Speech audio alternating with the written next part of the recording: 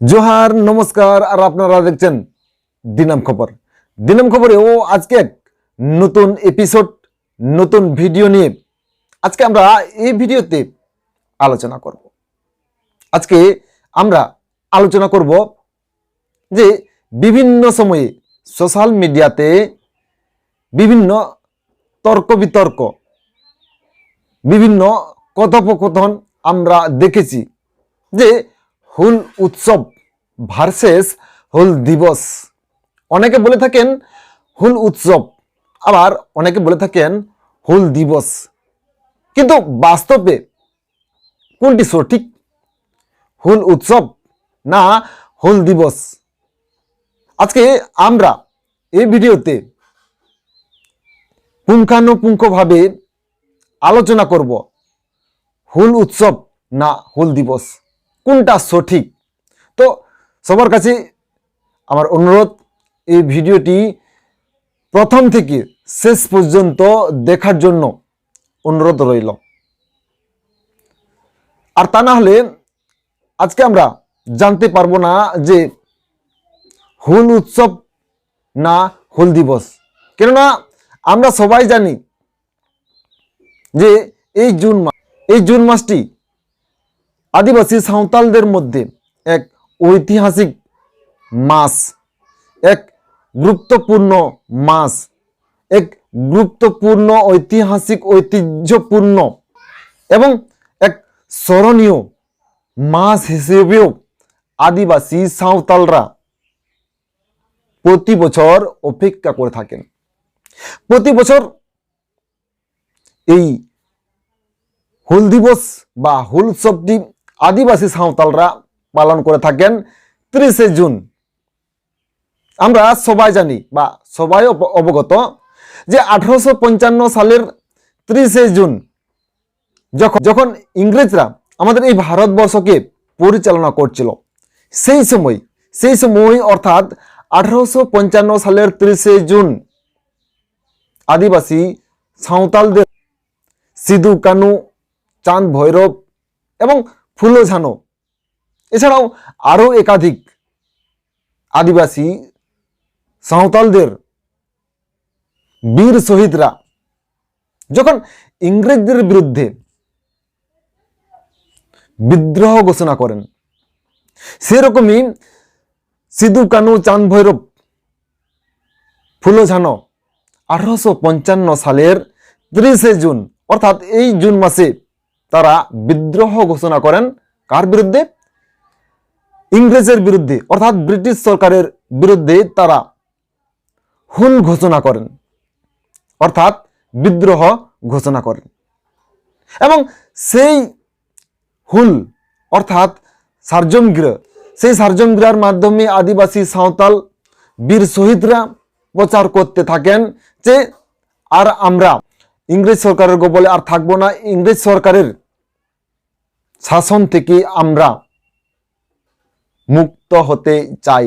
এবং এই মন্ত্র এবং এই বাক্য এবং এই একতাকে সঙ্গে রেখে আদিবাসী সাঁওতাল বীর শহীদ সিধু কানু এবং চাঁদ ভৈরব, ফুলো ঝানো এর নেতৃত্বে 1855 সালের 30শে জুন হুল ঘোষণা করা হয়, অর্থাৎ বিদ্রোহ ঘোষণা করা হয়, যেটাকে আমরা ইতিহাসের পাতায় দেখেছি সাঁওতাল বিদ্রোহ নামেও পরিচিতি। এবং সেই সাঁওতাল বিদ্রোহ শুরু হয় 1855 সালের 30শে জুন অর্থাৎ এই জুন মাসে। তাই আদিবাসী সাঁওতালদের কাছে এই জুন মাসটি এক গুরুত্বপূর্ণ, মহত্বপূর্ণ, ঐতিহ্যপূর্ণ এই জুন মাস। এবং সেই জুন মাস যখন আদিবাসীদের বীর শহীদ সিধু কানু, চাঁদ ভৈরবের নেতৃত্বে ভগ্নাডিতে হাজার হাজার আদিবাসী সাঁওতালরা ইংরেজের বিরুদ্ধে বিদ্রোহ করার জন্য, অর্থাৎ ইংরেজের বিরুদ্ধে হুল করার জন্য, অর্থাৎ ইংরেজের বিরুদ্ধে লড়াই করার জন্য এগিয়ে আসে, অর্থাৎ সিধু কানুদের ডাকে 1855 সালের 30শে জুন ভগ্নাডিতে হাজার হাজার আদিবাসী সাঁওতালরা তীর ধনুক নিয়ে একত্রিত হয় এবং ইংরেজের বিরুদ্ধে তারা লড়াই ঘোষণা করেন, অর্থাৎ বিদ্রোহ ঘোষণা করেন। এবং সেই লড়াইয়ে, সেই বিদ্রোহে ইংরেজদের গুলি বারুদে হাজার হাজার আদিবাসী সাঁওতালরা শহীদ হন।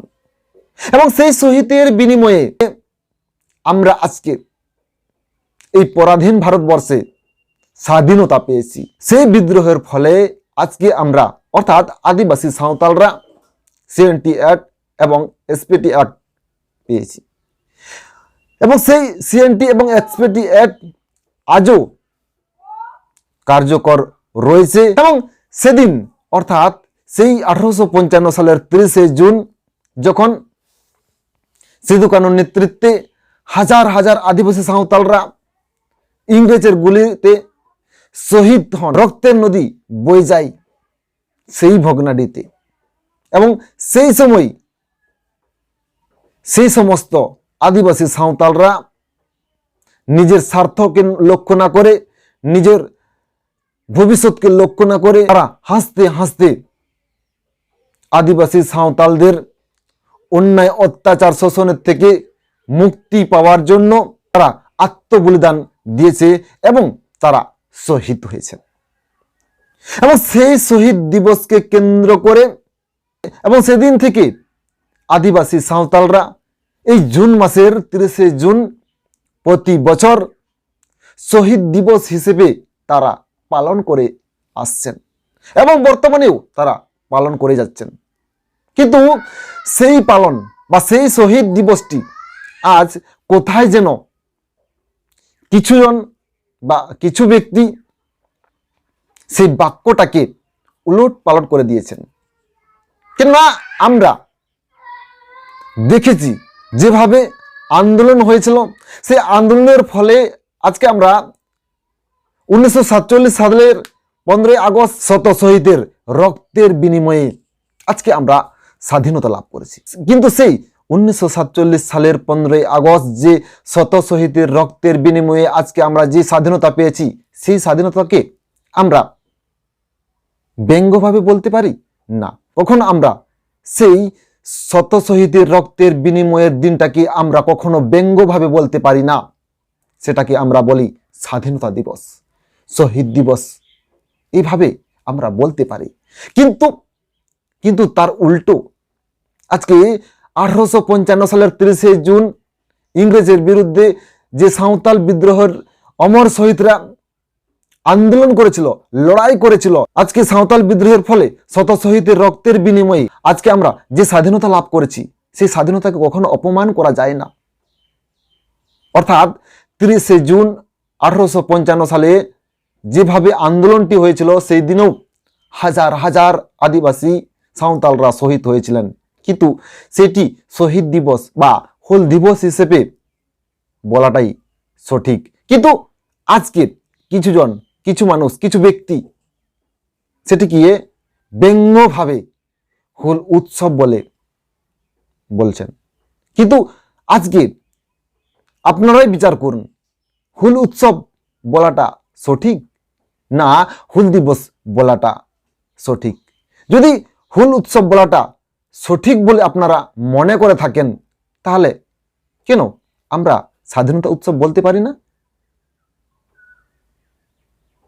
এটাও তো আমরা বলতে পারি।